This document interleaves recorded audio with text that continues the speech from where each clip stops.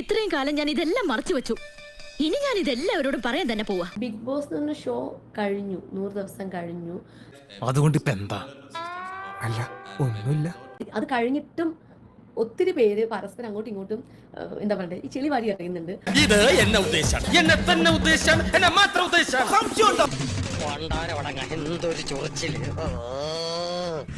എനിക്ക് അതിനോട് പറയാനൊന്നുമില്ല, പറയുന്നവര് പറഞ്ഞോട്ടെ. പിന്നെ അല്ലെങ്കിലും പണക്കാരെയും ഫേമസ് ആയവരെയും ബഹുമാനിക്കാൻ ഈ മലയാളി കിഴങ്ങന്മാർക്ക് അറിയില്ലല്ലോ. ശരിയാ സാറേ. എന്റെ പേര് പറഞ്ഞ് ദയവ് ചെയ്ത് ആരോടും വഴക്കുണ്ടാക്കാനോ അവിടെ പോയി എന്നെ കുറ്റം പറയും, എന്നെ മോശമായിട്ട് പറയുന്നത് അങ്ങനെ ക്ഷമിക്കരുത് സാർ.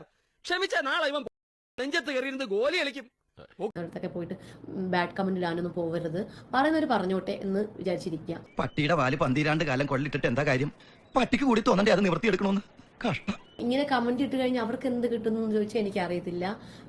നീ എന്തിനാണ് ഇങ്ങനെയൊക്കെ ചെയ്യുന്നത്? ഒരു സുഖം, നമുക്ക് ആരെയും കൽപ്പിക്കാൻ പറ്റില്ല. എന്തൊരു ഇവിടുന്ന് കരിച്ചിങ്ങനെ വരും. ഇങ്ങനെ എന്തെങ്കിലുമൊക്കെ പറയുമ്പോഴേ എന്റെ മനസ്സിനൊരു സന്തോഷം ഉണ്ടാവുള്ളൂ. ഞാൻ എന്റെ സന്തോഷം നോക്കിയാ പോരെ. പക്ഷെ ഞാൻ അതൊന്നും മൈൻഡും ചെയ്യുന്നില്ല. വളർച്ചയിൽ ഏറ്റവും കൂടുതൽ അസൂയപ്പെടുന്നത് ബന്ധുക്കളും സ്വന്തം നാട്ടുകാരുമാണെന്നാണ് മഹാന്മാർ പറഞ്ഞിട്ടുള്ളത്. എനക്കെന്താ അവളോട് ഇത്ര കണ്ണുകടി?